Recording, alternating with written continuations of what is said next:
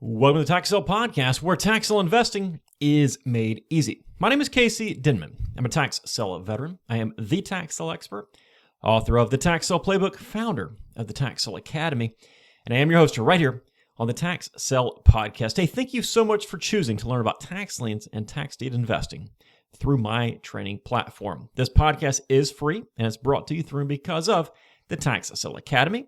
And if you're looking to join, you can check us out at taxsaleacademy.com. All right, today I want to discuss something that is extremely important, and that is the difference between those who are successful in this business and those who fail in this business. Now, for some people, this episode might be a massive wake-up call. For others, if you're looking for me to tell you how easy this business is, it's probably not the episode for you. But I have been in this business since 2002.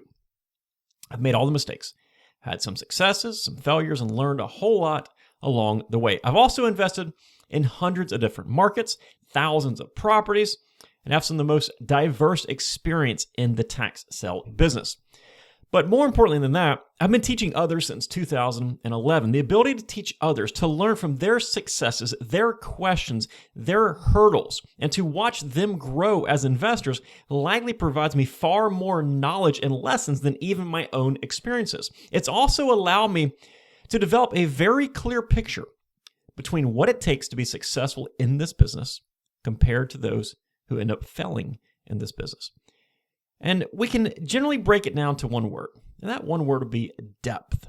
The investors who try to take a very, very shallow approach are the ones who fail in this business. The investors who take a very deep approach in all things tax sale investing, well, those are the ones who generally succeed.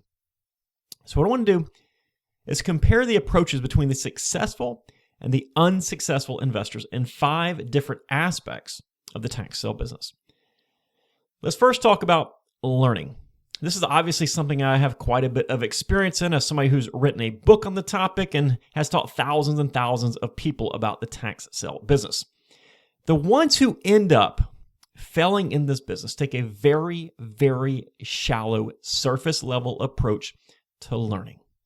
They're the type that simply believes tax sale investing is buying properties that have delinquent taxes, turning right around and selling those properties.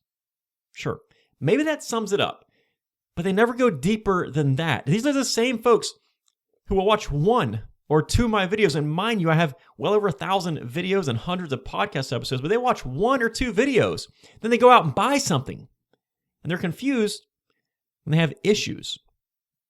This happens very frequently. People will email me or DM me after they've gotten themselves into a horrible financial spot and they'll ask for advice. Usually after the fact, there is not much you can do. But what you can do right now, before you put yourself in that situation, is take the time to learn. The successful ones realize that the effort that they put forth ahead of time right now is going to pay dividends down the road. Now, I've had Academy members sometimes take months to get started as they want to make sure everything was done correctly. But when they did start, they absolutely crushed it.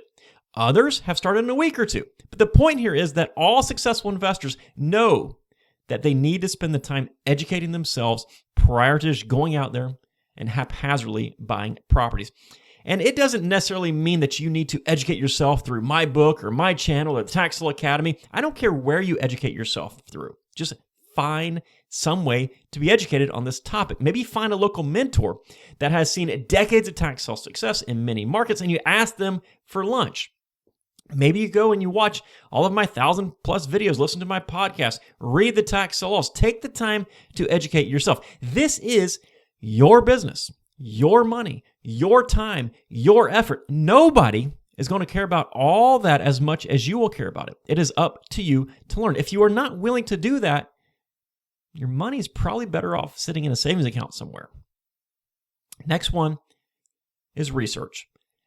Knowing everything possible about what you are buying is the most important part to making a successful tax sale investment. We all know this. The problem, however, is that the unsuccessful investors, they simply don't get deep enough with their research. Now, sometimes this is simply due to lack of motivation.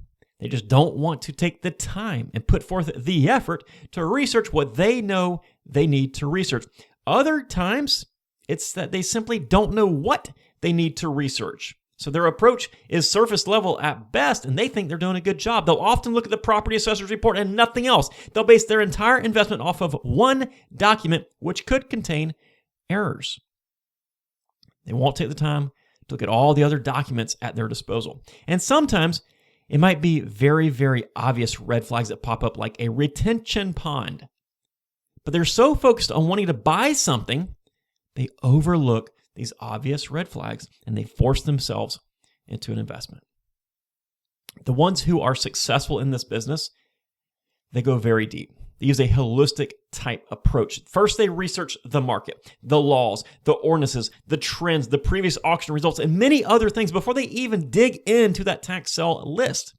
Once they've done all that preliminary research, then they'll start researching that tax sale list in an extremely methodical manner, digging deeper and deeper as each property passes the initial research phases. Eventually, they get to the point where they know everything possible about that property by combining the research about the area and the market that they did before they even researched that tax sale list with their property-specific research. And eventually, of course, they'll probably send somebody to do a drive-by or do a drive-by themselves to confirm what they are seeing online. They know everything possible about that property prior to submitting a bid on it. That is the only way to decrease your risk. Know everything possible. Do deep, deep research.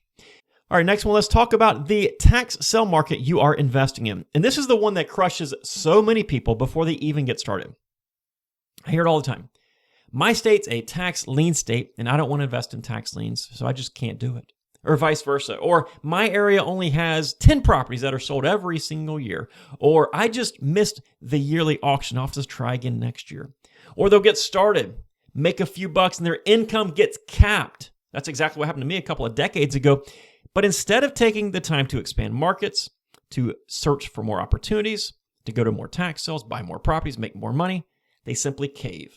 And they say, well, I guess it's not going to work for me. Since it doesn't work in that one specific market that you tried to invest in out of the thousands that exist.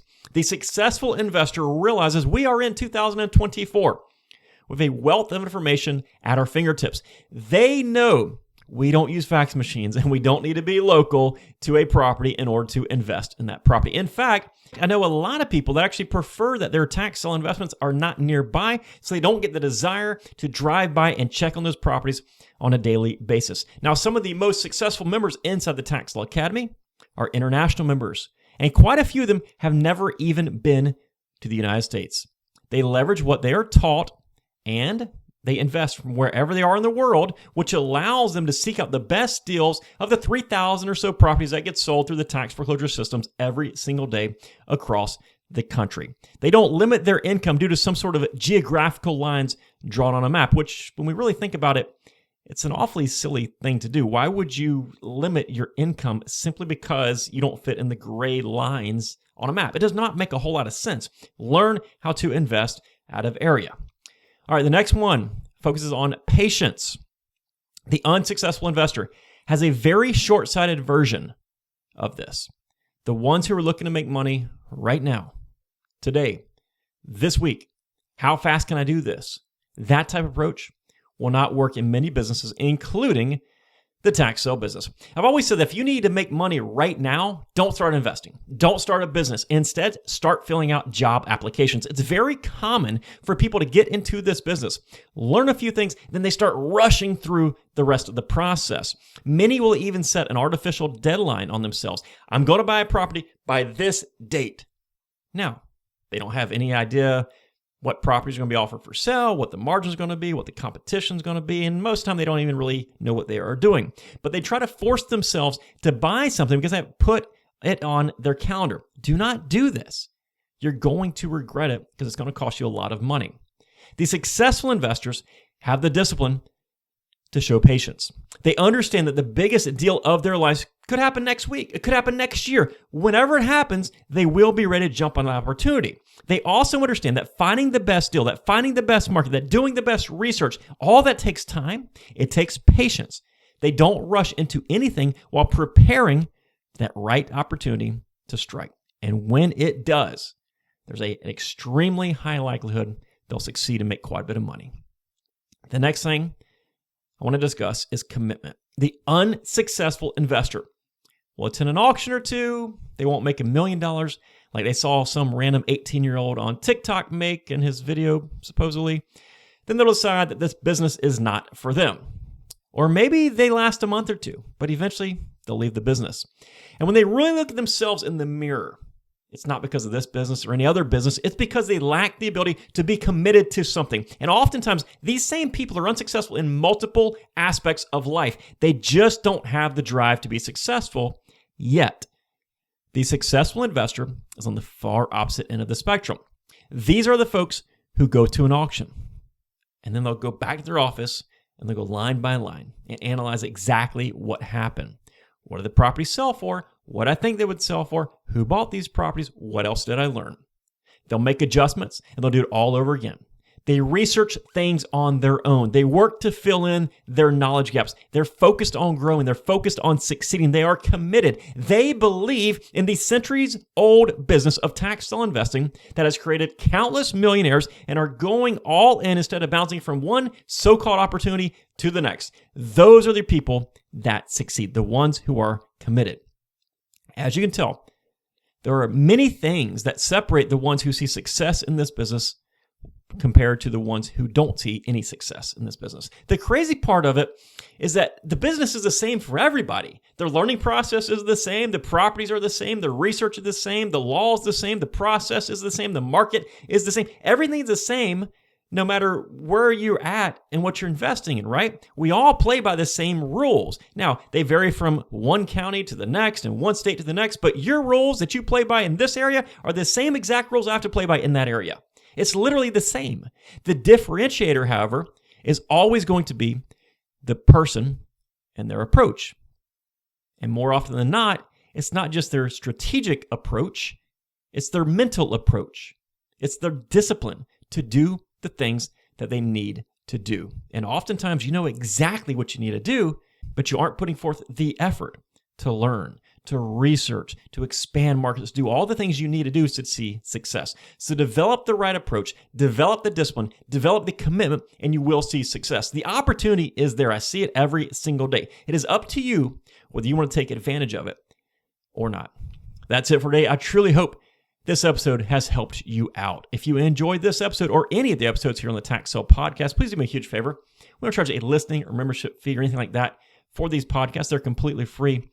But your reviews and feedback really mean a lot to us in the podcasting world and might even sort of pay it forward to somebody who learns about this business simply because you take the time to click that 5-star review or leave a positive feedback comment on whatever video or podcasting platform you're listening to us on right now. And as always, if we can be of any additional help, be sure to check out the links in today's show notes, including the one to our step-by-step training academy at taxsaleacademy.com. Take care, folks, and make it a successful day. We'll see you next time right here on the Tax Sale Podcast. Bye-bye.